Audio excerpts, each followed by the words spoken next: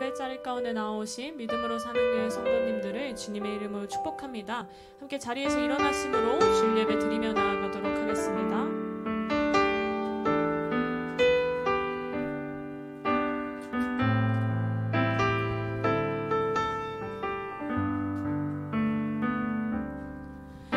우리에겐 소원이 하나 있네.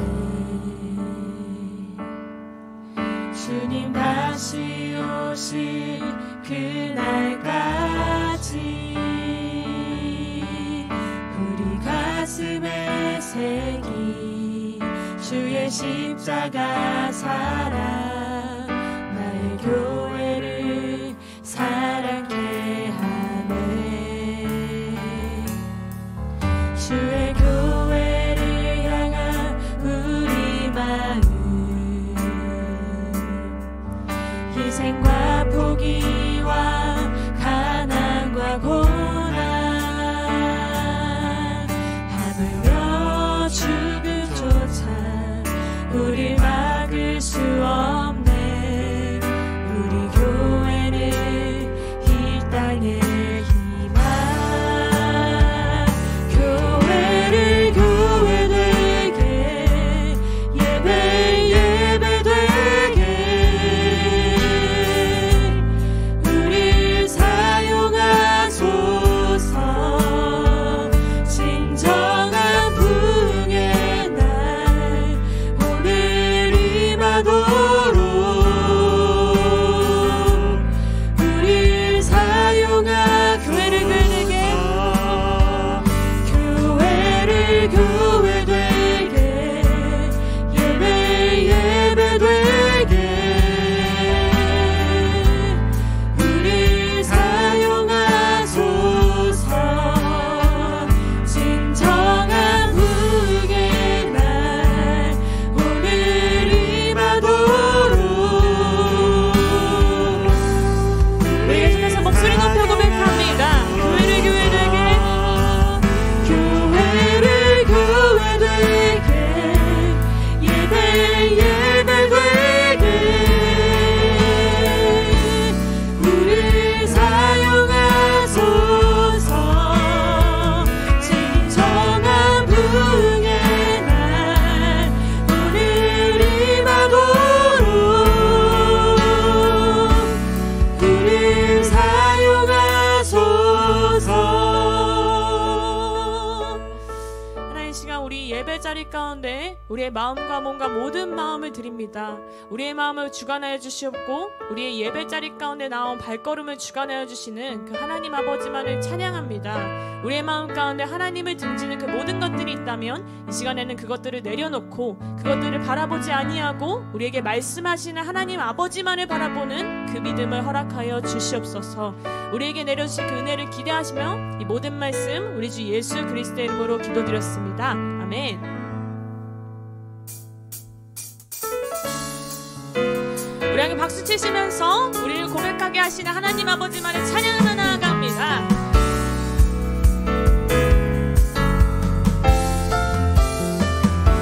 나의 가장 낮은 마음 주님께서 기뻐하시고 작은 일에 큰 기쁨을 느끼게 하시는도다. 내가 지쳐 무력할 때 주님 내게 힘이 되시고 아름다운 하늘나라 내 맘을 주시는도다.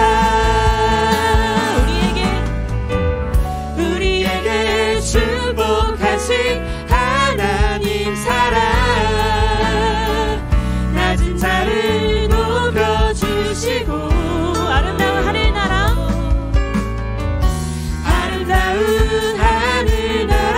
허락하시고 내 모든 것 예비하시네. 우리 고백하며 나아갑니다. 찬양하며 기쁨을 감사하며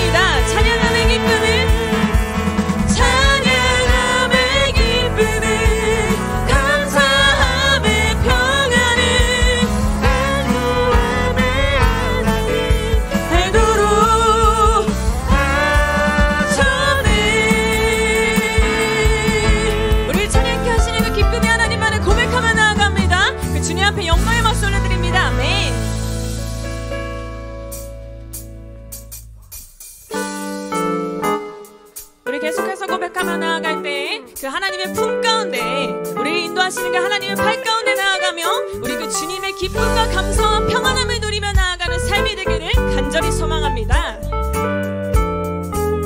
주의 친절한 발에 안기세 우리 마음이 평안하리니 항상 기쁘고 복이 되겠네 영원하신 다시 한번 우리의 삶의 고백으로 주의 친절한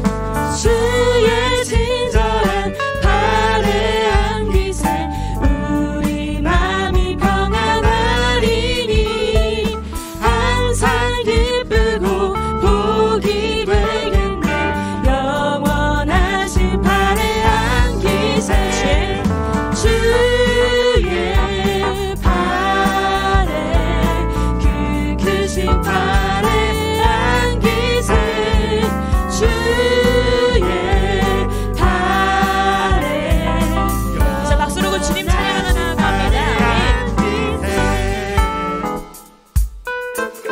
우리의 삶 가운데 함께 하시는 그 주님의 사랑을 기억하시며 우리 2절 고백합니다. 날이 갈수록 주의 사랑이 두루 광명하게 비치고 천성 가는 길 편히 가리니 우리 다시 한번 우리의 삶을 드리며 날이 갈수록 주의 사랑이 두루 광명하게 비치고 천성 가는 길 편히 가리니 영원하신 발에 안기세 주의 발에 그 크신 발에 안기세 주의 발에 우리의 삶을 주님께 드리며 고백합니다. 주의 팔에 안기세 주의 발에 그 크신 발에 안기세 주의 이제 우리 힘내시는 그 주님의 품 가운데로 나아갑니다. 우리 3절 고백하시면서 주의 보좌로 나아갈 때에 기뻐 찬미 소리 외치고 겁과 두려움 없어지리니 영원 다시 한번 고백하시면서 주의 보좌로 나아갈 때에 주의 보좌로 나아갈 때에 기뻐 찬미 소리 외치고 겁과 두려움 없어지리니 겁과 두려움 없어지리니 영원하신 발에 안기세 주의 발에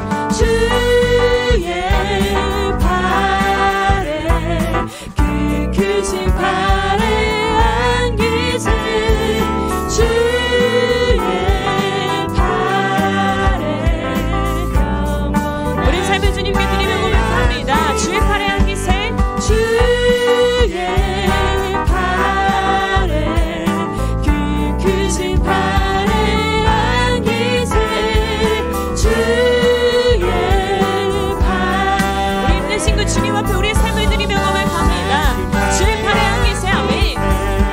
주의 발에 그 크신 발에 안기세 주의 발에 영원하신 발에 안기세 주의 팔에 주의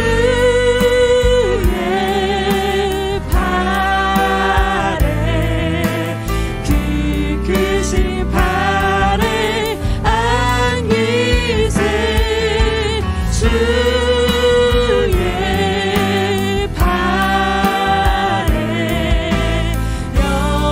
우리를 품으시는 그 주의 팔 가운데 우리가 함께 다시 한번 고백하며 나아갑니다. 주의 팔에 주의 발 크신 팔에 그 크신 발에 안기세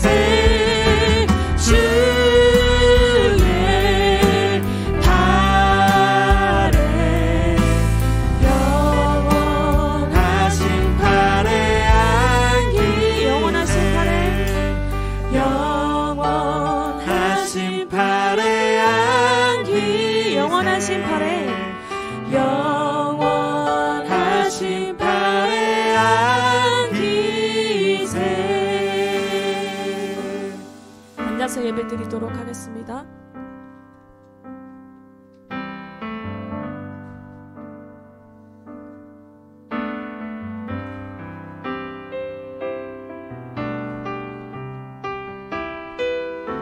이제 온전히 우리의 왕이신 그 주님만을 경배함으로 우리의 삶 가운데 좌정하여 주시옵소서. 함께 그 주님을 찬양합니다.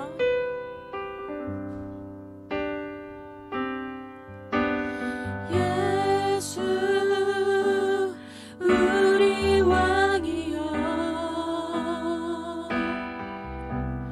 이곳에 오소서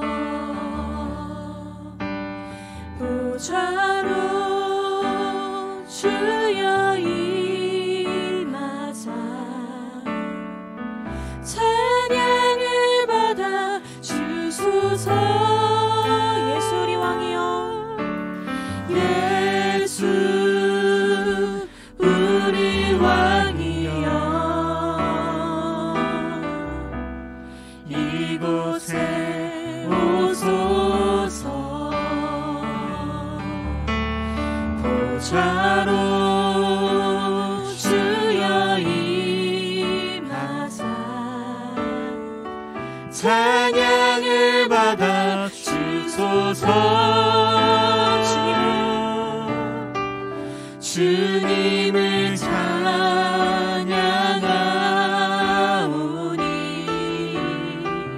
주님을 경배하오니 왕이신 예수여 오셔서 좌정하사 다스리소서.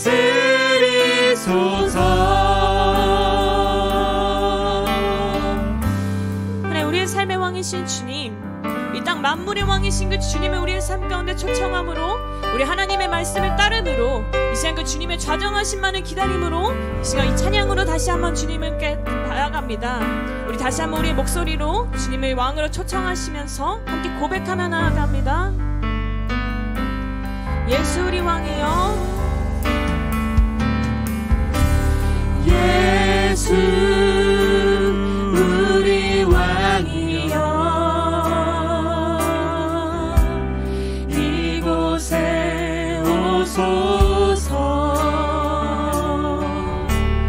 보좌로 주여 임하사 찬양을 우리의 삶의 왕이신 그 주님만을 다시 한번 높이며 고백합니다. 오 예수 우리 왕이여 예수 우리 왕이여 이곳에 오소서 이곳에 오소서 보좌로 주여 우리의 찬양을 받아주소서. 찬양을 받아 주소서. 주님을 찬양하오니 주님을 경배하오니 왕이신 예수여 오셔서 좌정하사 다스리소서. 우리 다시 한번 주님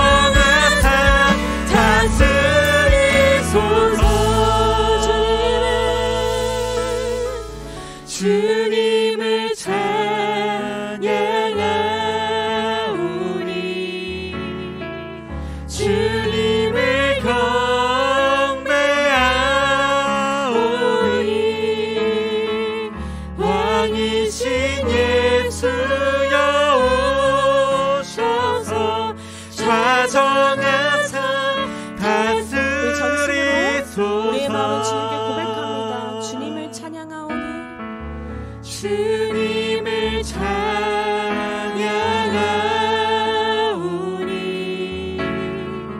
주님을 경배하오니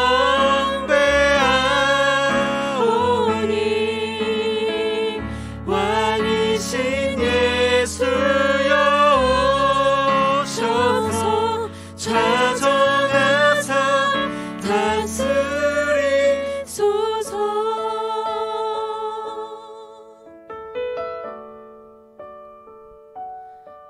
하나님, 이 시간 우리의 삶의 순간을 돌아보며 우리의 삶 가운데 왕이신 그 주님의 자리를 다시 한번 바라보며 고백합니다. 하나님, 때로는 우리가 우리의 삶의 주인이 되어서 하나님의 인도하심을 거절하고 하나님의 인도하심을 믿지 못하고 하나님의 인도하심을 구하지 못하고 우리의 삶의 주인이 되어서 우리의 삶을 이끌고자 했던 우리의 삶의 태도를 고백하며 나아갑니다. 이 시간 우리의 삶의 모습을 고백하고 회개하며 나아가오니 하나님, 다시 한번 우리의 삶의 왕의 자리에 있는 이가 누구인지를, 우리를 인도하시는 그 하나님이 어떤 분이신지를 다시 한번 우리 입술로 고백하는 믿음을 허락하여 주시옵소서. 전능하신 하나님 아버지를 우리 입술로 고백하며 나아갈 때 하나님, 인간의 삶으로 주도하는 우리의 삶이 아니라 하나님 아버지가 이끄시는 그 삶의 역사를 경험할 수 있는 그 믿음을 허락하여 주시옵소서. 하나님, 다시 한번 우리의 왕이신 그 주님을 우리의 삶에 초청합니다. 하나님, 다시 한번 우리의 왕이신 그 주님임을 우리의 목소리로 고백하며 나아갑니다. 하나님, 우리의 삶을 드리며 나아가오니 다시 한번 우리의 삶의 자리 가운데 하나님을 붙들며 나아갈 수 있는 그 믿음을 허락해 달라고 함께 기도하시며 고백하며 나아갑니다. 오 아버지 하나님, 다시 한번 그 주님을 바라보며 나아갑니다. 하나님, 우리에게 은혜를 허락하신 이가 누구인지를 고백하며 나아갑니다. 하나님, 우리의 삶 가운데 우리의 왕이신 그 주님을 고백하는 믿음을 허락하시옵소서. 하나님, 우리의 삶 가운데 내가 왕이고자 하는 그 모든 순간들을 내려놓고 하나님, 이 시간 다시 한번 우리의 삶의 주인이 어떤 분이신지를 고백하는 믿음을 허락하시옵소서. 오 아버지 하나님, 그 주님을 예배하며 나아갑니다. 오 아버지 하나님, 그 주님을 예배하며 나아갑니다. 예주님 아버지 하나님, 그 주님을 바라보며 나아갈 수 있도록 주님 다소서. 오 아버지 하나님, 그 주님을 뵐 수 있도록 주님 다소서. 예주님 아버지 하나님, 그 주님을 붙들며 나아갈 수 있도록 주님 다소서. 예주님 아버지 하나님, 그 주님만을 붙들며 나아갈 수 있도록 주님 도와주옵소서. 하나님 도와주옵소서. 예주님.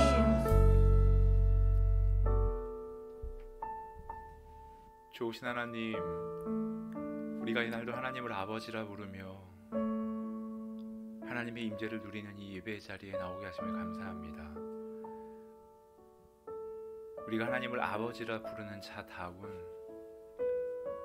삶의 진중함과 성숙과 구별이 있게 해주십시오. 우리가 하나님을 닮아가고자 노력하되 우리의 노력으로는 주님 주시는 그 길을 따라갈 수 없음을 겸손히 인정하게 하시고, 날마다 주님의 진리의 말씀이 우리를 깨우치시며 우리를 그 임재 앞으로 인도해 가신다는 그 성령의 비밀을 저희가 깨닫는 겸손한 자들 되게 하여 주옵소서. 모든 얽매이기 쉬운 죄들로부터 우리를 건져주시고, 하나님, 우리의 삶이 소박해지고 단순해져서 예수님의 제자로, 그리스도를 따르는 자로 우리의 삶을 고정해 갈 수 있도록 우리 안에 있는 모든 허탄한 마음들을 제거해 주시기를 원합니다. 오늘도 예배의 시간 담임 목사님을 통해 주의 진리의 말씀이 선포될 때 우리의 속사람에 있는 모든 어두움은 깨지게 하시고 하나님 앞에 다시 한번 재창조되는 그런 은혜의 시간 되도록 인도하여 주옵소서. 이제 교회가 성탄절을 맞아 새가족 초청 예배를 준비하고자 합니다. 우리가 복음 안에 새로운 생명을 얻은 자로서 또한 새로운 생명을 잉태하고 그 생명을 주 앞에 내어드리는 그런 아름다운 기쁨의 잔치 되게 하시며, 우리 주변에 잃어버린 영혼들 돌아보아 함께 기도하며 믿음으로 사는 교회 안에 일어날 생명 잔치를 함께 기도로 준비하는 그런 시간 되도록 주께서 은혜 베풀어 주시옵소서. 오늘 이 시간 우리의 속사람에 하나님께서 마음껏 역사하실 것을 믿고 감사드리며 사랑하는 모든 성도들을 축복하며 우리 구주 예수 그리스도의 이름으로 기도하옵나이다. 아멘. 할렐루야. 우리 예배 자리 가운데 나오신 믿음으로 사는 교회 성도님들을 주님의 이름으로 축복합니다. 우리 함께 좌우와 앞뒤 바라보시며 함께 축복하며 고백하며 나아갑니다. 평화 하나님의 평강이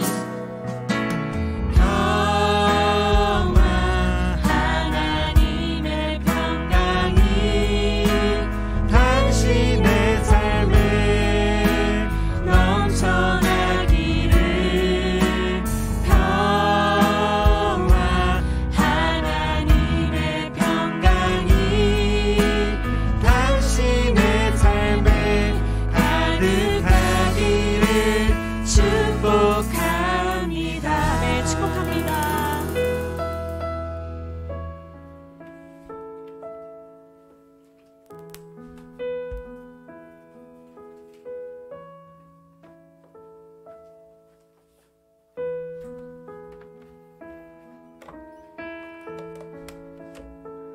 오늘 하나님께서 우리에게 주시는 말씀은 창세기 3장 4절부터 13절까지의 말씀입니다. 저와 한 절씩 교독하겠습니다. 뱀이 여자에게 이르되 너희가 결코 죽지 아니하리라.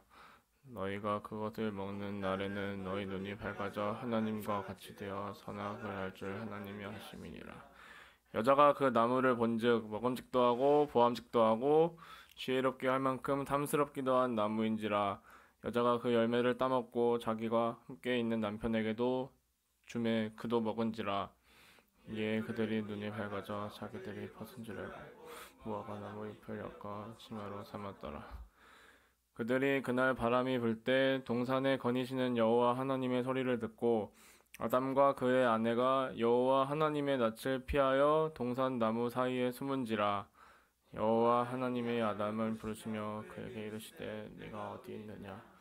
이르되 내가 동산에서 하나님의 소리를 듣고 내가 벗었으므로 두려워하며 숨었나이다. 이르시되 누가 너의 벗었음을 내게 알렸느냐. 내가 내게 먹지 말라 명한 그 나무 열매를 내가 먹었느냐. 아담이 이르되 하나님이 주셔서 나와 함께 있게 하신 여자 그가 그 나무 열매를 내게 주므로 내가 먹었나이다. 함께 읽습니다. 여호와 하나님이 여자에게 이르시되 내가 어찌하여 이렇게 하였느냐. 여자가 이르되 뱀이 나에게 꿰므로 내가 먹었나이다. 아멘.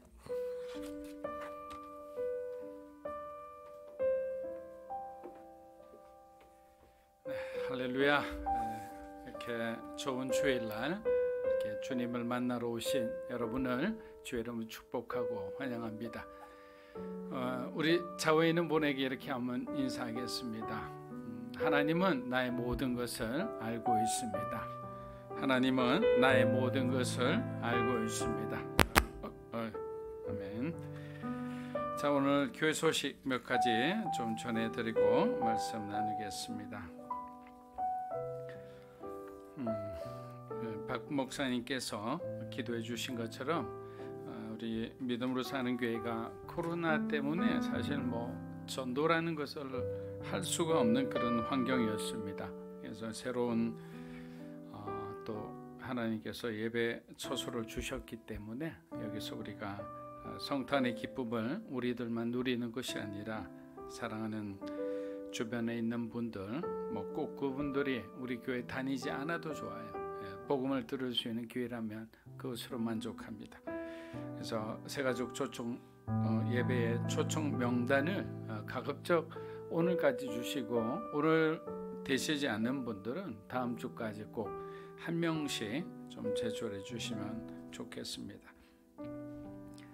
자, 교회 성김태 모임이 묵상 후에 나눔이 있겠습니다. 멤버들은 기억하시고 함께 해주시면 좋을 것 같습니다.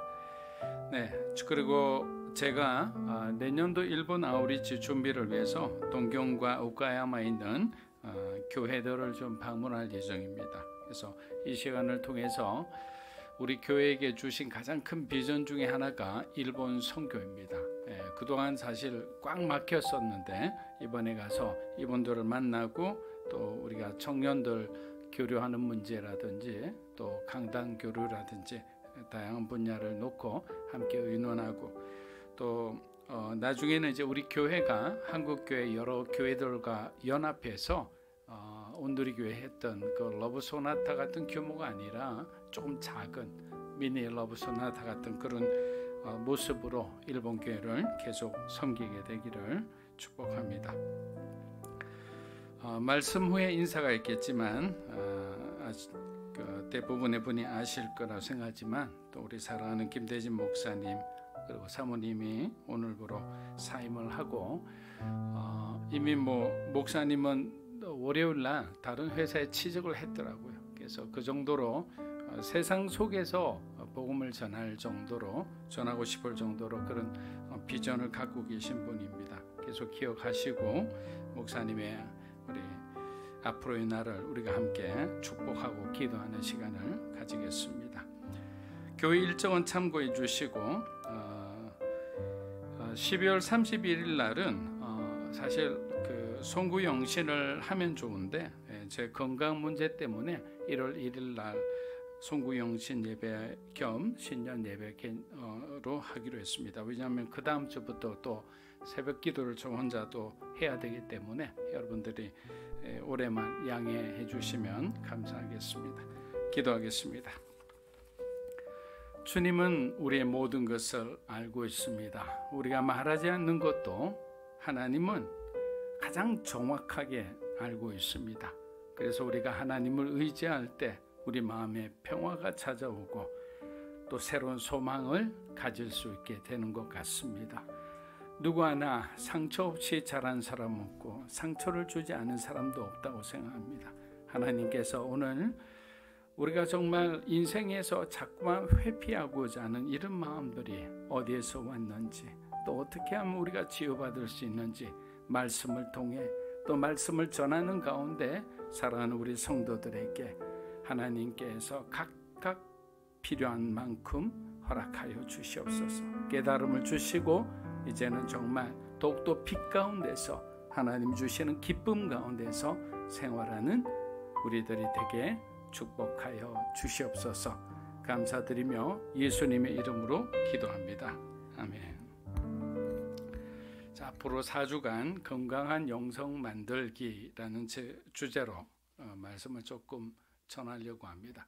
사실 우리가 영적으로 건강하지 않으면 하나님의 일을 하고 싶어도 사실 영적인 체력이 안 돼서 우리가 사실 중간에 그만두는 경우도 있고 아니면 내가 먼저 영적인 어려움 가운데 있기 때문에 우리의 현실의 삶조차도 무너지는 경우도 있습니다. 그렇기 때문에 우리 안에 가장 숨기고 싶은 그런 부분들을 우리 함께 공부하면서 우리가 정말 얼마나 오랫동안 그들의 교묘한 속임수에 우리가 속아왔는지를 다시 한번 깨닫고 바로잡는 그런 귀한 시간이 되었으면 합니다. 두려움이 커집니다. 그리고 스트레스가 많아지면 사람들은 자신이 처해 있는 현실로부터 그리고 그 현장으로부터 도피하고 싶은 마음이 생깁니다. 심각한 죄를 짓고 있는 경우에도 비슷한 현상이 나타납니다. 자신이 저지르고 있는 죄에 대한 하나님의 심판이 엄중하다는 것을 알고 있음에도 그냥 그 모든 것을 회피하고자 하는 마음이 드는 겁니다. 예를 들어 그래요. 여기 숯불이 그냥 드글드글 타오르는데 소뚜껑만 덮어놓으면 불이 없다는 생각을 하는 거예요. 그렇지 않았죠. 안에서 활활 타올라서 나중에는 소뚜껑마저 그냥 태워버릴 거예요. 그러니까 우리가 노출이 되지 않는다고 생각하지만 결국에는 노출이 되게 되어 있는 거죠. 그것이 하나님의 정의이기 때문입니다. 그런데 이러한 마음들은 하나님으로부터 온 것이 아님을 알아야 돼요. 우리가 자꾸 도망가고 싶은 그런 마음들. 요한일서 말씀처럼 사랑 안에는 두려움이 존재하지 않죠. 만일 저와 여러분이 예수 그리스도의 사랑 안에 온전히 거하고 있다면 어떤 버거운 현실을 우리가 부담스러워해서 그냥 도망갈 필요도 없고 과거의 상처와 아픔 때문에 우리 인생을 소극적으로 살아가지 않을 거예요. 여러분 한번 생각해 보십시오. 여러분 정말 적극적으로 능동적으로 여러분의 삶을 살아가고 있는지 아니면 여기 치고 저기 치고 해서 정말 쪼그라들어서 굉장히 소극적으로 남을 신경 쓰며 자신을 배려하기보다는 주위의 눈치 때문에 어쩔 수 없이 살아가고 있는 것은 아닌지. 넘실거리는 요단강 앞에 서 있는 여호수아는 이제 선택의 기로에 섰습니다. 그가 선택해야 하는 것은 하나님을 믿고 믿음으로 살 것인가, 아니면 육체의 본능을 따라서 그냥 두려움을 안고 살아가느냐인 거예요. 두려움 가운데 있으면 그는 건너지 못하겠죠. 그러나 모세 후계자답게 그는 믿음의 길을 선택합니다. 여전히 자신이 두려웠지만 그는 실체가 없는, 이 표현이 굉장히 중요한 것 같아요. 실체가 없는 자기 감정에 굴복하기 싫었던 거예요. 어떤 두려움, 불안, 불신앙 이런 감정들은 실체가 없어요. 그냥 사단이 백그라운드에서 우리의 마음을 조작한 것뿐이에요. 그것은 홀로그램 같은 거예요. 잡아보면 아무것도 아니에요. 그러나 우리가 눈에 보기엔 너무나 무서워 보이는 거죠. 너무나 위대해 보이는 거죠. 그것조차도. 그러나 우리가 예수 이름으로 나아갈 때 그것은 아무것도 아닌 존재. 정말 아무것도 아닌 존재입니다. 그는 오히려 지난 40년의 광야 생활 동안에 불기둥, 구름기둥으로 그들을 한결같이 지켜주신 하나님을 더욱 신뢰하기로 결정한 것입니다. 여러분, 이것이 신앙의 가장 중요한 핵심 포인트예요. 우리가 막 이렇게 업앤다운 할 때 무엇을 찾느냐? 하나님이 내게 부어주신 그 은혜를 찾는 거예요. 그곳으로 다시 돌아가는 거예요. 그곳으로부터 다시 시작하는 거예요. 그래서 은혜를 찾는 자는 회복할 수 있어요. 그러나 은혜를 찾지 못하고 계속 똑같이 어떤 환경에 지배받고 사람의 지배받을 때 우리는 성령 충만한 삶을 살 수가 없는 것입니다. 사랑하는 여러분, 진정한 용기는 우리가 자신감이 충만할 때, 뭔가 우리가 많이 채워졌을 때 발휘되는 것이 아니라 자신이 없고 두렵더라도 하나님을 우리가 전적으로 의지할 때 우리 안에 뭐가 나타납니까? 용기가 생기는 거예요. 왜? 문제를 보면 우리는 어려운데 하나님을 보니까 용기가 나는 거예요. 믿음이 막 그냥 쑥쑥 자라나는 거예요. 혹시 아직도 인생을 사는데 자신이 없다고 생각하시는 분은 혹시 없으신지요? 아직도 죄와의 싸움에서 힘겨워하시는 분은 없는지요? 하나님을 신뢰해야 됩니다. 하나님을 의지해야 되는 거예요. 그럴수록 오늘 등장하는 아담과 하와처럼 인생이 평안했던 사람이 있었을까요? 그들은 사람이 만든 것이 아니라 하늘의 정원에서 하나님과의 아주 절대적인 친밀함 속에서 살았던 사람이에요. 그 절대적인 친밀함이 어떤 것인지는 우리는 아직 경험해봐서 보지 못해서 잘 이해가 되지 않아요.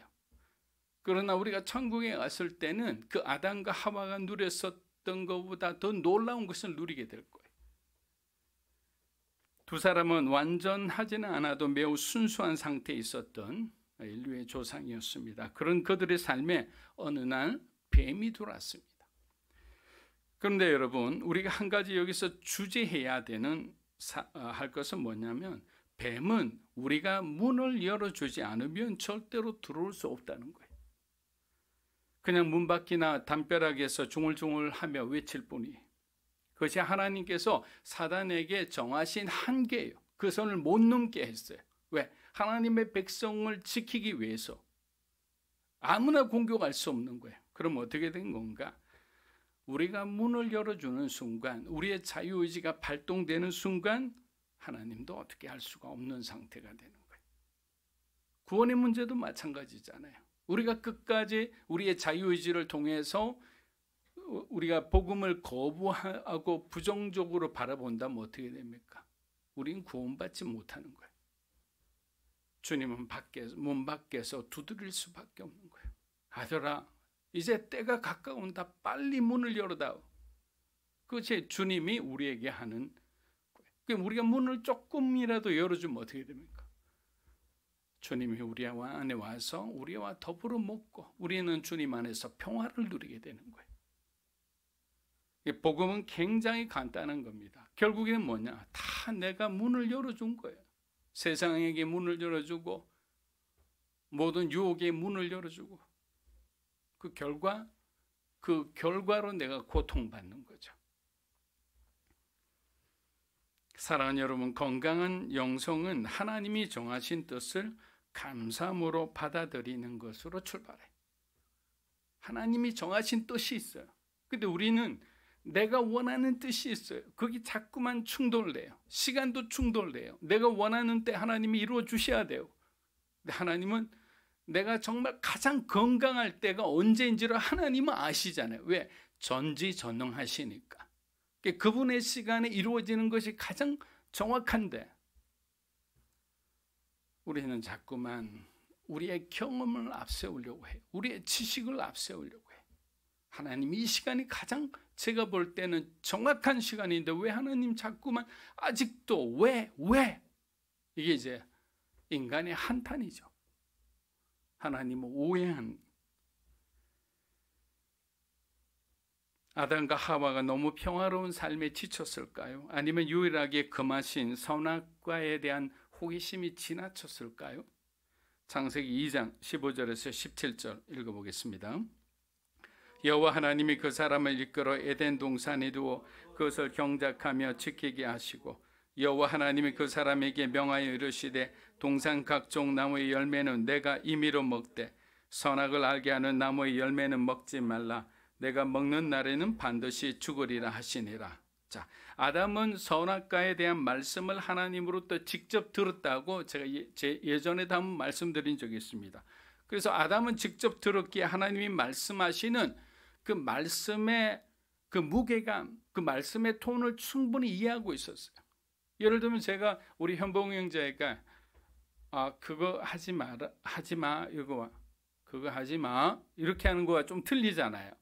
이건 정말 그거 하면 너 가만히 안 둬 이런 어떤 뉘앙스가 있는 거예요. 하지만 듣지 못한 하와는 하나님이 하신 말씀의 무게감 그리고 그것이 얼마나 엄중한지를 잘 알 수 없었습니다. 나중에 아담이 하와에게 하나님이 당부하신 것을 언젠가는 얘기했겠죠. 그러나 그것은 아담의 말이지 하나님의 톤은 아니었습니다. 이는 직접 예수님의 사역에 동참한 제자들과 제자들을 통해서 복음을 들은 사람들에게서 나타나는 믿음의 차이와 비슷한 거예요. 여러분, 예수님이 12제자 중에서 요한을 제외하고 나머지는 다 순교했어요. 너무나 잔인하게 끓는 물에 들어가기도 하고 목이 잘려 죽기도 하고. 근데 그런 어떤 잔인한 죽음, 순교를 각오하고까지 할 수 있는 것은 예수님과의 3년간의 그 삶, 주님으로부터 받은 그 은혜의 흔적이 그들로 하여금 죽음을 두려워하지 않고 끝까지 복음의 삶을 살게 했던 거예요. 그리고 바울의 시대에도 순교를 두려워하지 않고 복음 전파에 힘썼습니다. 바울 사도도 그렇게 죽었어요.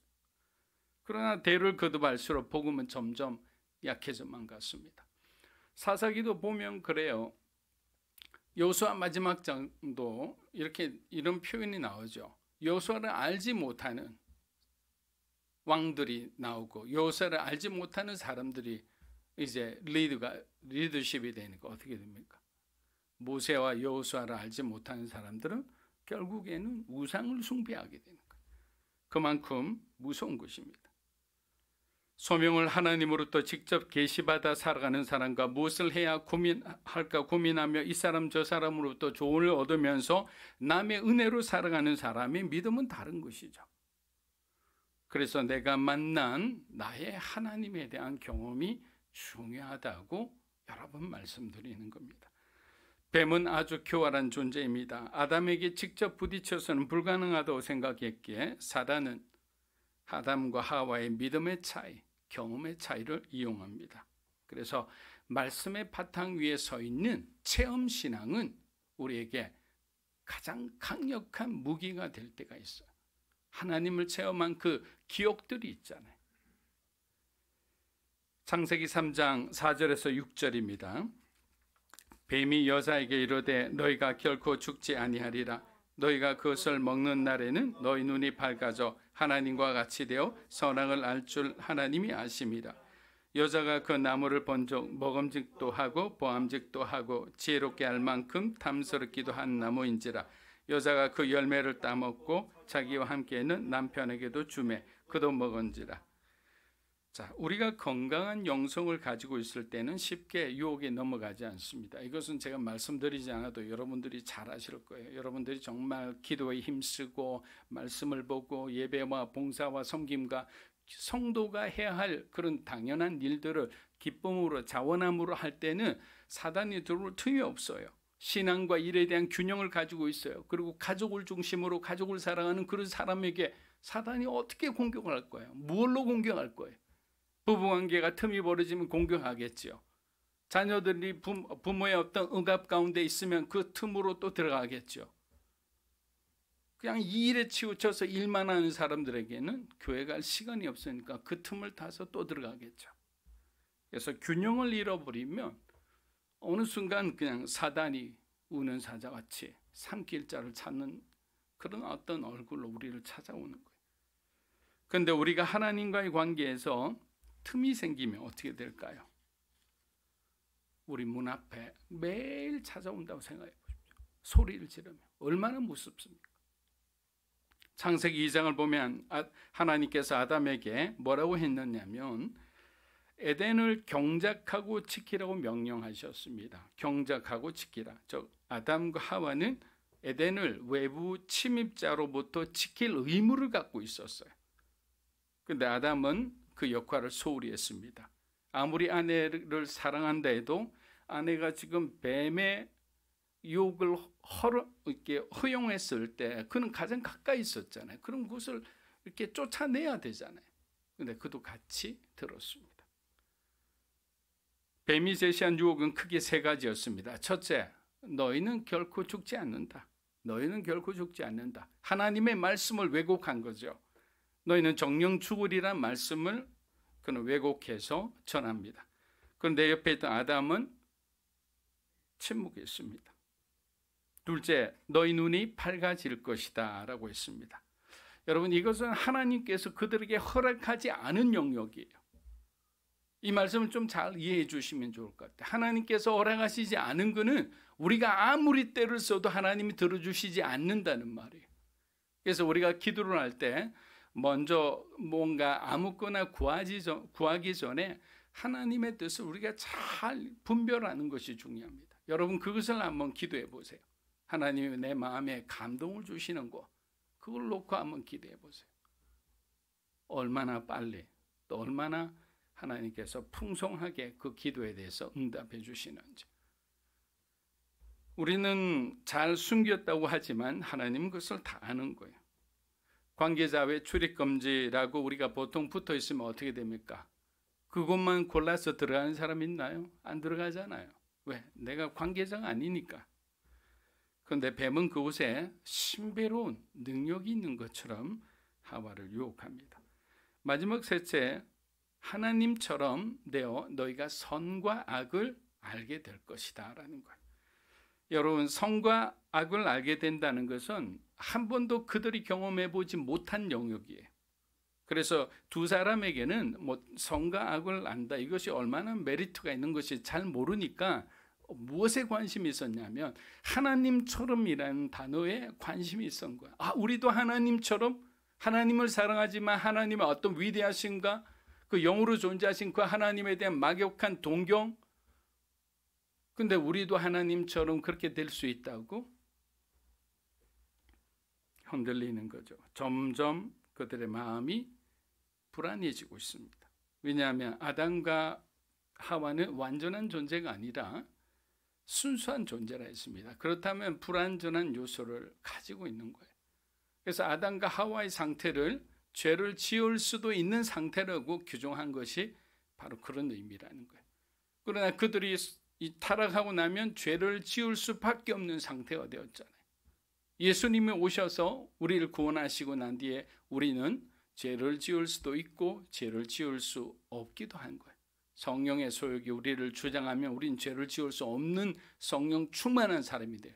그러나 우리가 성령의 소욕이 아니라 우리 안에 있는 육체의 소욕이 우리를 사로잡으면 우리는 죄를 지을 수밖에 없어요. 작은 유혹에도 그냥 쓰러지고 넘어져 버려요. 그러니까 중요한 것은 뭐냐? 내가 정말 성령 충만한 삶을 살아야 되겠다. 그 삶이 여러분의 삶이 되기를 주의 이름으로 축복합니다. 창세기 3장 7절에서 8절입니다.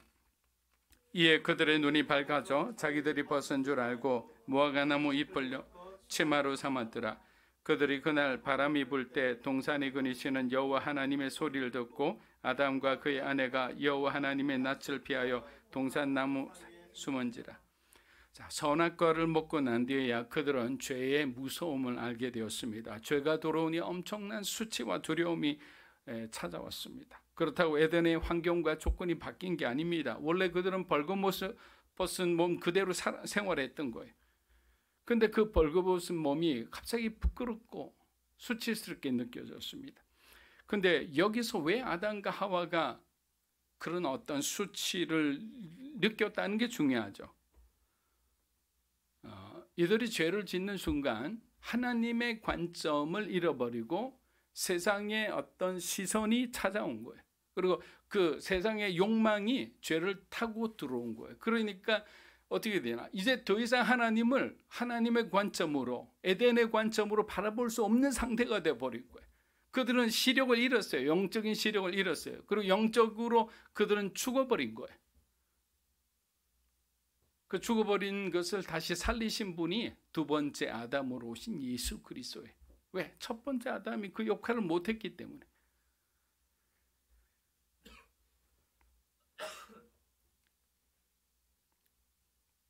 죄를 지은 사람을 보면 그 사실로부터 회피하고자 하는 마음이 드는 것을 봅니다. 그래서 그들은 가리고 숨기고 변명합니다. 사랑하는 여러분, 우리가 죄를 혹시라도 짓게 되면 고민하지 말고 하나님께 엎드리셔야 돼요. 하나님께 여러분의 죄를 구하고 회개해야 되는 거예요. 그러면 어떻게 됩니까? 다시 한번 정말 인자하시고 자비로우신 하나님은 우리 자신의 죄를 고백하고 하나님 앞에 다시 한번 기회를 달라는 그 사람들에게 주님이 오실 때까지는 얼마든지 우리에게 기회를 줘요. 그렇다고 그것을 막 그냥 프리패스처럼 이용해서는 안 돼요. 정말 중심이 없는 회개는 하나님 받지 않기 때문에. 바리새인들과 이 사람들처럼 입으로 중얼중얼 거리며 기도하며 자신의 죄를 그냥 일반적인 어떤 우리 모두는 죄를 지었습니다 하나님, 이런 건 듣지 않는다는 거예요. 정말 내가 통회하는 마음으로, 그 세리가 기도하는 것처럼 찢어지는 마음으로 주님 도와주십시오. 더 이상 하나님의 마음을 아프게 하기 싫습니다. 정욕과 모든 이 하나님이 싫어하는 이 모든 마음이 내게서 떠나가게 하시고 나에게 내가 죄를 미워하는 마음을 하나님 주시옵소서라고 그렇게 기도할 때 하나님은 우리의 손을 꽉 잡아주시는 거예요. 우리 주변을 이렇게 가이드해 주시는 거예요. 가드해 주시는 거예요. 사랑하는 여러분, 예수님은 우리의 해결되지 않는 수많은 죄를 위해 이 땅에 오셨다는 사실을 기억하십시오. 사실 대부분의 상처는 인간의 죄성에서 일어나는 것들입니다. 우리가 다른 사람을 속여서 큰 손해를 입게 하는 것도 우리 안에 있는 탐욕의 죄죠. 친구들끼리 막 서로 시기하고 질투하다가 서로 말로서 그냥 상처를 줘서 평생 원수가 되는 것, 이것도 우리들의 죄성인 거예요. 사랑하라, 화목하라 했는데 그대로 우리는 살지 못했잖아요. 그래서 용서에는 두 가지 방법이 있습니다. 첫째는 나에게 상처를 준 사람을 용서하는 거예요. 그런데 그것이 말처럼 쉽게 되지 않습니다. 그래서 데이빗 시멘즈는 많은 사람들이 자신에게 상처를 준 사람을 용서하지 못하는 이유가 있다고 했습니다. 여러분, 이 말이 좀 어려운데 잘 알아들으면 아, 그렇구나라고 생각하실 거예요. 만약 내가 누구를 용서하면 더 이상 책임을 전가할 대상이 없어지기에 용서하기가 힘들다는 거예요. 내가 이렇게 될 수밖에 없게 만든 그 사람을 나는 평생 저주하며 그에게 나의 모든 책임을 이렇게 넘기며 그렇게 살아야 그래도 내 마음이 시원할 텐데, 내가 용서하면 그 사람에 대한 미움과 모든 것이 바람처럼 사라지는 게 억울한 거죠. 근데 이것은 잘못된 생각입니다. 과거를 붙잡지 말고 하나님의 공의에 맡기세요. 하나님이 그 사람을 손대기를 그냥 위임해야 되는 거예요. 그리고 우린 자유하면 됩니다. 그래서 용서라는 것은 여러분 많이 배우셨겠지만 타인을 위한 것이 아니라 하나님 우리를 위한, 우리의 회복을 위해서 주신 것들이에요. 하나님은 이러한 과정을 통해 내 마음에 새 영과 새 마음을 주시는 거예요. 두 번째는 자기 자신을 용서하는 겁니다. 어떤 그리스도인들이 이렇게 말합니다. 하나님이 저를 용서해 주셨어요. 그런데 나는 나를 용서할 수가 없어요. 여러분, 이 말이 맞는 말입니까? 하나님이 나를 용서해 줬는데 왜 내가 나를 용서하지 못하죠? 자기 의가 강한 사람인가요? 앞뒤가 안 맞는 말이죠. 이사야 53장 5절에서 6절에 의하면 주님의 십자가는 우리가 의로운 삶을 살 수 있도록 죄를 치료하는 하나님의 도구다 이랬습니다. 자, 이사야서 53장 5절에서 6절 유명한 구절인데 한번 읽어보겠습니다. 그가 찔림은 우리의 허물 때문이요 그가 상함은 우리의 죄악 때문이라. 그가 징계를 받음으로 우리는 평화를 누리고 그가 채찍에 맞음으로 우리는 나음을. 우리는 다 양 같아서 그릇 행하여 각기 제 길로 갔거늘 여호와께서는 우리 모두의 죄악을 그에게 담당시키셨도다. 아멘. 의롭게 산다는 것은 하나님께서 이것이 옳다 하면 옳다고 하는 그 길을 가는 거예요. 저와 여러분이 지금까지 어떤 비통함과 억울함 가운데 살았던지 십자가를 바라보는 순간 그 증오심과 그 미움이 사라져야 되는 거예요. 왜? 예수님이 그 증오심과 그 모든 미움과 그 모든 죄를 없이 하셨기 때문에. 그럼 우리가 여전히 미워하고 내 의지대로 그 사람을 마음껏 저주한다면 우리는 교회 다니면서도 예수님의 그 십자가의 효력, 그 예수님의 십자가의 능력을, 그 희생을 값없이 하는 거예요. 왜? 이미 다 해결해 주셨는데 우리는 해결됐는데 해결되지 않은 곳으로 들어가서 그것을 붙들고 아야아야 하면서 슬퍼하고 있으니 그 말이 되는 거예요. 설사 고통의 기억이 남는다 하더라도 주님의 사랑을 우리가 기억하고 있기에 용서할 수 있게 된 겁니다. 그러면 어떻게 돼요? 더 이상 사람도 회피하지 않고 환경도 회피하지 않고 우리를 향한 하나님의 계획도 우리가 회피하지 않는 거예요. 왜? 우리가 준비되지 않으니까 하나님이 내게 주시는 모든 것이 부담스러워요. 주님 이렇게 일을 하다가 또 나에게 상처를 주실 거예요? 이렇게 주님을 위해서 섬기다가 주님 또 우리 가정을 또 이렇게 폭삭 망하게 하실 거예요?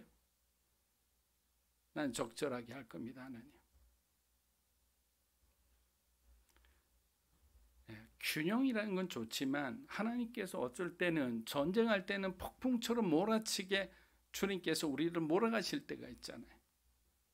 우리의 시간표와 일정표가 아니라 하나님이 우리에게 보여주시는 대로 한 걸음 한 걸음 걸어가는 거예요. 그래서 여러분 저를 한번 보세요. 이렇게 보지 말고 제가 어떻게 됐죠? 문제가 있거나 마음이 답답하면 여기 105도로 이렇게 보세요. 눈이 큰 사람은 분리할 수 있는데 하여튼 요를 105도를 보면서 살짝 위를 보고 다니면 마음이 편해져요. 왜? 내가 현실 속에 내가 직면하는 문제들로 인해서 내 마음이 무겁지만 내가 주님 바라보고 삽니다라고 그렇게 살고 생각하고 살면 내 마음이 평안해지는 거예요.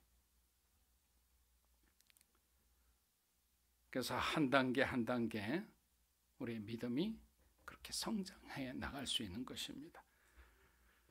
여러분 이렇게 뭔가 이렇게 내적 치유나 이런 데 가면 굉장히 마음이 아프거든요. 그래서 내적 치유 스쿨에 가서 기도를 인도해 보면 그냥 우는 소리가 아니고 꺼이 하는 그런 분들이 너무 많아요. 그래서 가슴이 너무나 아프고 이렇게 강의하고 기도까지 마치고 나면 그냥 탈진돼요. 그 강사인 사람들도 그만큼 그 고통과 그 아픔을 같이 느끼기 때문인 거예요. 그래서 2단계 가서 2단계에서도 가르칩니다. 3단계 가서 가르칩니다. 마지막 3단계거든요. 그런데 또 1단계를 제가 가르쳐야 돼. 1단계를 가면 3단계에 있던 분이 다시 내려와 계세요.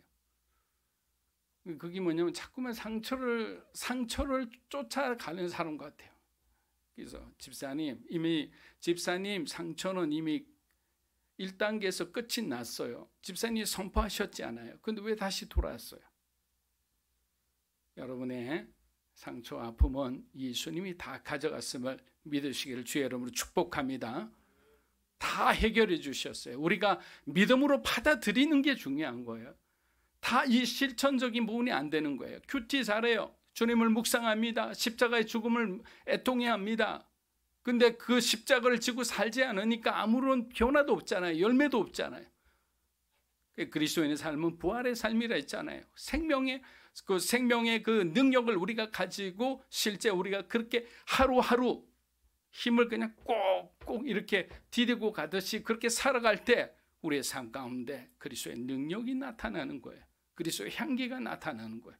그래서 빛이 되고 소금이 될 수 있는 것은 바로 우리가 주님의 말씀 따라 그렇게 행할 때 진정한 인격적 변화, 성품적 변화, 우리 행동과 삶의 변화가 일어나는 것입니다. 로마서 6장 10절에서 11절입니다. 그가 죽으심은 죄에 대하여 단번에 죽으시며 그가 살아계심은 하나님께 대하여 살아계심이니 이와 같이 너희도 너희 자신을 죄에 대하여 죽은 자여 그리스도 예수 안에서 하나님께 대하여 살아있는 자로 여길지어다. 자, 예수님의 죽음과 부활은 따로 분리해서 생각할 수 있는 게 아니죠. 왜냐하면 복음의 행실은 십자가가 아니라 부활이에요. 예수님이 아닐 부활하지 않으셨다면 그냥 십자가에 죽기만 하셨다면 우리는 아직도 죄와 허물로 인해 죽어 있는 상태가 되는 거예요. 부활은 우리에게 새로운 삶과 소망을 주었습니다. 예수님께서 죄와 죽음을 완전히 정복하셨기 때문에 그리스도 안에서 자유와 평안을 누리며 살기 위해서는 우리가 먼저 해야 할 일이 있습니다. 하나님이 밀려나 있는 우리의 일상을 먼저 회복해야 되는 거예요. 무슨 말씀인지 잘 한번 들어보십시오. 하나님이 밀려나 있는 우리의 일상을 다시 한번 회복해야 된다. 하나님이 우리의 삶의 중심에 와야 된다. 예수 그리스도가 우리의 삶의 우리의 모든 일상의 원인이 되고 동인이 되어야 되는 거예요. 그것이 왜 중요한지 예수님의 열처녀 속에 비유 속에 나오는 기름과 C.S. 루이스가 주장한 하나님은 인간의 영혼을 위한 연료라는 말 속에 다 들어있습니다. C.S. 루이스가 말한 건 이렇게 표현했습니다. 너무나 적절한 것 같아요. 하나님은 우리를 지으셨다. 인간이 엔진을 발명하듯 하나님은 우리를 발명하셨다. 하나님은 인간이란 기계가 그분 자신을 연료로 움직이도록 설계하셨다. 하나님은 우리의 영이 태워야 할 연료요, 매일 빠지지 않고 먹어야 할 양식이다. 하나님은 우리가 매일 빠지지 않고 먹어야 할 양식과 같은 분이에요.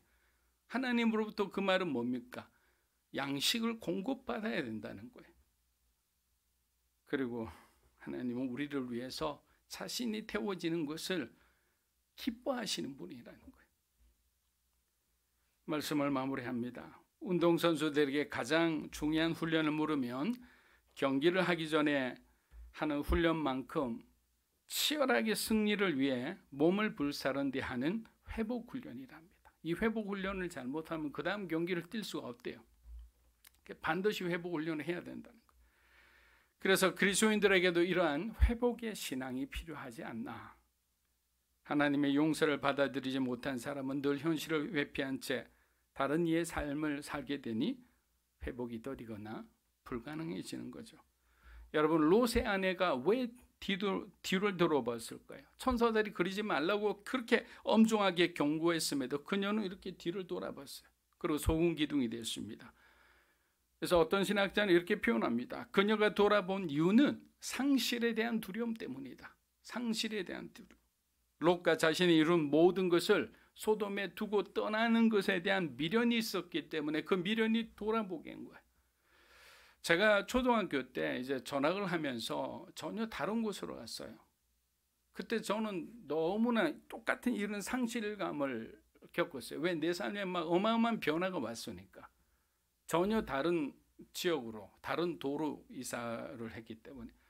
그때 저는 어떤 생각을 했냐? 부모님께 어떤 말을 드렸냐면요. 친구를 어떻게 내가 사귀었는데, 내가 초등학교 3학년 동안 이 친구 저 친구가 여기 너무 많은데 내가 그쪽으로 가면 아무도 없잖아. 나는 상실에 대한 얘기를 했어요. 부모님은 그곳에 가면 여기 있는 친구만큼 좋은 친구가 더 많이 있을 거니까 걱정하지 마. 잘 안 믿었죠. 어떻게 또 사귀고 그 과정, 그 시간, 여러분 1년도 안 돼서 훨씬 많은 친구를 사귀었어요. 그리고 졸업할 때쯤 되면 정말 더 많은 친구들이 있어서 그런 어떤 것을 볼 때 우리가 참 변화를 두려워하고 변화를 싫어하는구나. 변화 자체를 우리는 상실로 받아들이는구나. 그것이 아니고 변화는 기회로 받아들여야 되는 거예요. 변화는 하나님께서 우리에게 채워주실 그 축복이라고 생각하는 거예요. 그래서 우리가 당당히 그 변화를 맞서지 말고 변화 속으로 들어가는 거예요. 그러면 어떻게 될까요? 누가복음 17장 32절에 롯의 초를 기억하라는 예수님의 말씀처럼 우리를 변화시키러 찾아오신 성령님을 두려워하지 않게 되겠죠. 자꾸만 상처난 과거를 이제 더 이상 뒤돌아보지 않겠죠. 그럼 어떻게 되면 우리의 피난처가 되신 예수님을 기억하며 오늘도 그리스도 안에서 승리하는 삶을 살 수 있게 되는 것입니다. 그러한 삶을 살아가는 저와 여러분이 되시기를 주의 이름으로 축복합니다. 아멘. 자, 이 시간 기도하겠습니다. 하나님, 참 우리 마음대로 살다가 지식적으로는 다 이걸 압니다. 들으면 또 알고 그렇게 해야지 마음 먹지만 그게 잘 안 될 때가 너무 많아요. 하나님께 이 시간 용서를 구합니다. 주님 도와주십시오. 성령님의 도우심이 필요합니다. 우리의 의지를 붙잡아 주시고 우리의 감정도 붙들어 주시고 우리의 생각을 하나님께 고정할 수 있도록 도와주십시오. 그리하여 하나님이 기뻐하는 삶을 살게 역사하여 주시옵소서라고 우리 함께 기도하며 나아갑니다. 살아계신 아버지 하나님 감사합니다. 진정한 믿음의 삶이 되게 도와주시옵소서. 하나님이 기뻐하시는 삶이 되게 하여 주시옵소서. 우리가 진정으로 정말 주님 앞에 견단하고 온전한 믿음으로 나아가기 원합니다. 성령으로 충만하게 해주십시오. 생각과 마음을 하나님이 붙들어 주셔서 이 땅에 정말 복음화를 위해서 하나님 우리에게 주신 그 사명을 온전하게 이루기 위해서 하나님 우리의 생각과 마음과 의지와 행동들을 붙들어 주셔서 하나님이 받으시기 거룩하고 구별된 하나님 거룩한 삶 제사가 되기 원합니다. 이 세상을 본받지 않기 원합니다. 우리 믿음으로 삼게 우리 청년들 우리 장년들 이들의 가정을 복의 복을 내어주시고 하나님이 기뻐하시는 진정한 그리스도인의 삶이 되게 역사하여 주시옵소서. 할렐루야 할렐루야.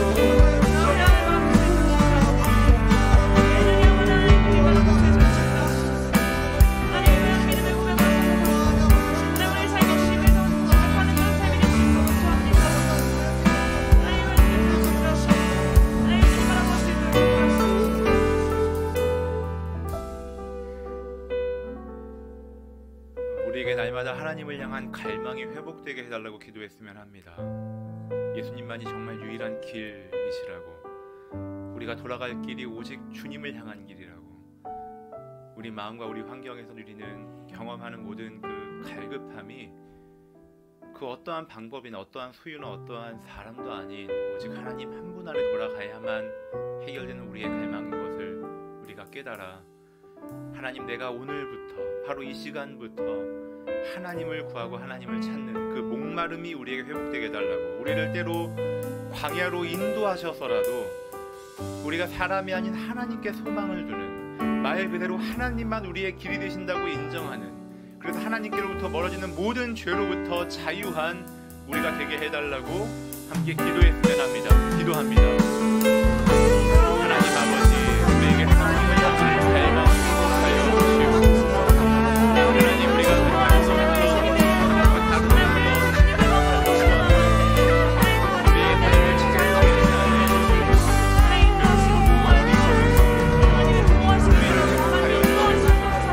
우리를 건전해 주시고 하나님만이 우리의 소망이시며 하나님만이 우리의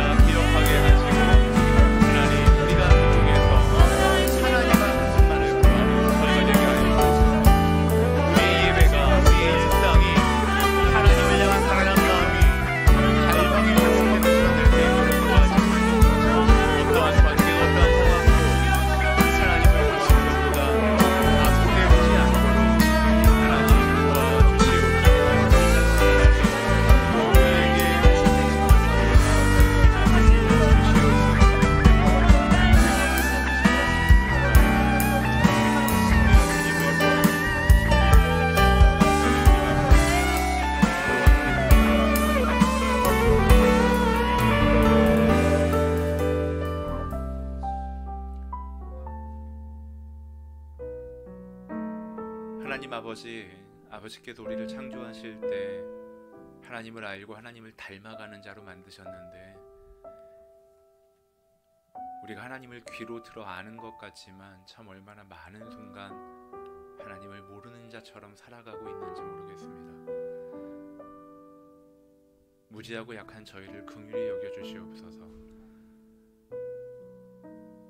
하나님으로부터 멀어지는 모든 죄의 형태가 우리 자신과 우리의 관계를 얼마나 파괴하는지를 우리가 그렇게 많이 경험하면서도 우리의 성마름이, 우리의 무지가 또다시 하나님이 아닌 사람을, 환경을, 소유를 의지하게끔 만듭니다. 그리고 여전히 많은 경우에 우리의 안정감은, 우리의 기쁨은 하나님의 성품이 아니라 하나님의 능력이 있는 것을 우리가 볼 때가 있습니다.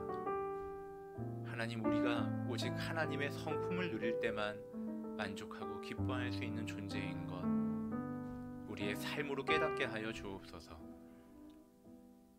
그래서 몸부림이나 노력이기 이전에 우리가 기쁨으로 하나님을 선택하는 그 성숙한 자의 삶의 자리로, 그 위치까지 하나님 저희를 인도하여 주시옵소서.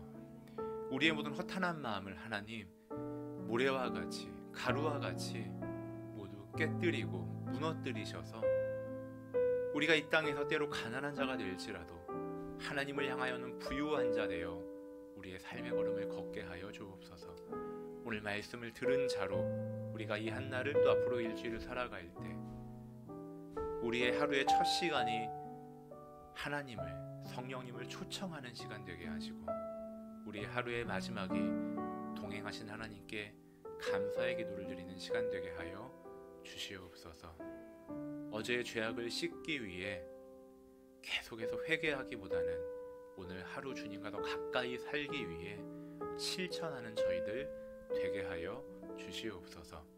하나님께서 명예롭게 살게 하신 그 성도의 삶을 살아갈 저와 우리 모든 성도들의 삶에 동행하시고 능력으로 함께하여 주시옵소서. 행하실 주님을 기대하고 감사드리며 우리 구주 예수 그리스도의 이름으로 기도하옵나이다. 아멘. 아까 목사님께서 말씀하신 대로 김대진 목사님 길지 않은 시간이었지만 저희와 함께 사역하시다가 주신 비전을 따라 오늘부로 사임합니다. 김대진 목사님 나오셔서 사임 인사하시고 축복하는 시간 갖겠습니다.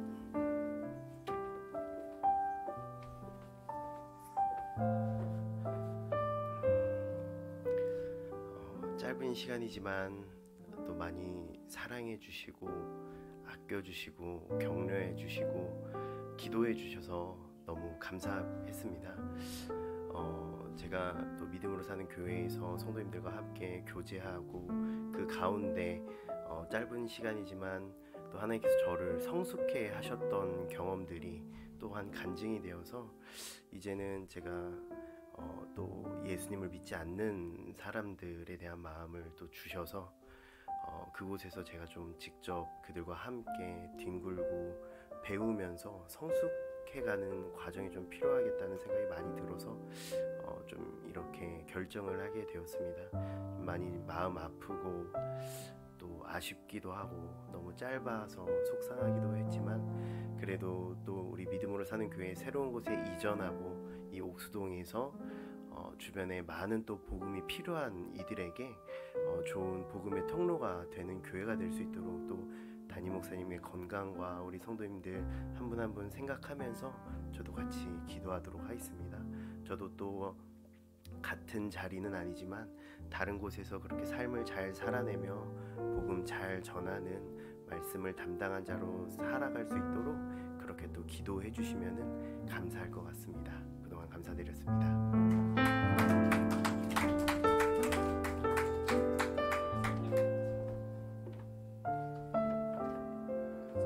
뒤에 사모님도 계시는데 우리 함께 그 목사님 가정을 놓고 기도합니다. 사실 이렇게 세상 한가운데로 가서 또 복음을 전하는 그 과정이 쉽지가 않습니다.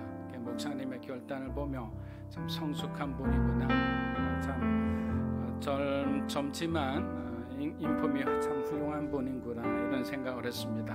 하나님 목사님께서 두 분의 가시는 그 걸음걸음마다 늘 동행해 주시고 또 새로운 그 세상에서의 생활 가운데서도 그곳에서 많은 분들에게 빛이 되는 그런 소금이 되는 그 역할들을 할 수 있도록 우리 함께 기도하겠습니다.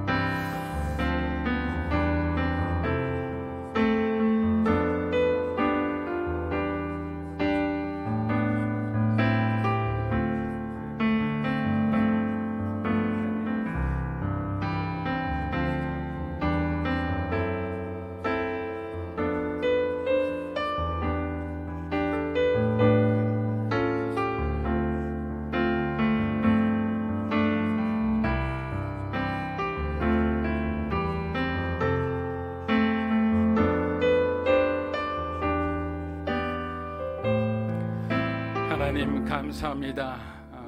짧은 시간이었지만 참 깊이 있는 교제를 나눌 수 있었고 또 목사님의 모습 또 성김의 모습을 통해 참 많은 분들이 도전을 받고 또 감동을 받았습니다. 이제 좀 더 외롭고 힘든 곳으로 갑니다. 믿음으로 사는 교회가 함께 중보하고 또 응원하겠습니다. 주님께서 사랑하는 목사님을 향한 그 꿈과 비전이 사랑하는 종의 순종을 통해 더 확장되고 또 구체적으로 그 길을 열어주시옵소서. 감사드리며 예수님의 이름으로 기도합니다. 아멘. 자, 다시 한번 응원의 박수 부탁드립니다. 자, 우리 다 일어나시고 봉헌 찬양 우리 함께 하겠습니다.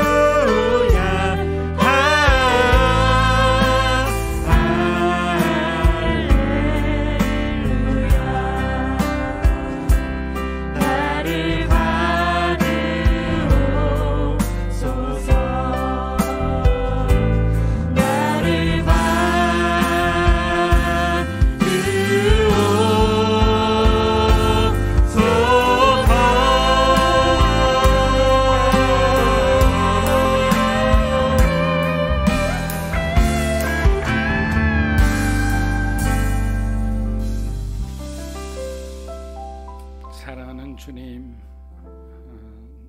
지난 한 주를 또 돌아봅니다.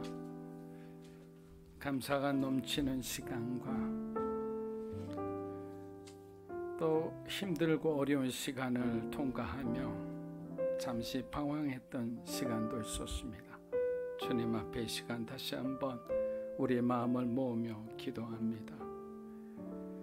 또 귀한 예물을 통해 드려진 이 예물이 더욱더 풍성한 복음의 열매를 맺도록 하나님 도와주시고 축복하여 주십시오. 과부의 두 랩돈과 같이 구별한 11조와 성경헌금과 주일헌금을 축복하여 주시고 이분들의 삶에 풍성한 열매로 갚아 주시옵소서. 이제는 우리 주 예수 그리스도의 은혜와 하나님 아버지의 크고 놀라우신 사랑과 성령님의 감화감동 교통하심의 역사가 예수 그리스도를 구주로 삼고 주님 안에 있는 그 모든 약속들을 우리가 축복의 열매로 받기를 원하는, 또 그렇게 살기를 원하는 사랑하는 믿음으로 사는 교회 성도 한 분 한 분의 삶과 가정과 소중한 자녀들 위해, 영상으로 예배드리는 주님의 귀한 백성들 위해, 이 나라의 민족과 한국 교회와 우리 선교사님들 위해, 우리 김대진 목사님의 사역과 가정 위에 이제로부터 영원토록 함께 하시기를 간절히 축원하옵나이다. 아멘.